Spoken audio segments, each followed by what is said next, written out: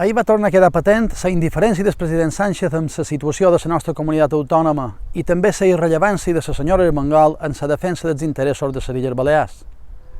Que l'únic anunci del president del govern en la seva visita a Mallorca sigui que mantindrà el descompte de resident aprovat pel Partit Popular ja fa uns anys és un insult a la gent d'aquestes illes i una presa de pèl. En Sánchez se'n va tornar cap a Madrid tal com va venir, amb les mans buides i sense cap compromís concret per les Illes Balears. Ni en matèria laboral, com l'ampliació del ZERTO fins en el març de l'any 2021, ni en matèria de finançament, allà on seguim sense saber res damunt les mesures fiscals pendents del règim especial de les Illes Balears, ni en l'àmbit turístic, allà on cada dia més països recomanen no viatjar a Espanya. Però el pitjor no és el menyspreu d'en Sánchez cap a Balears.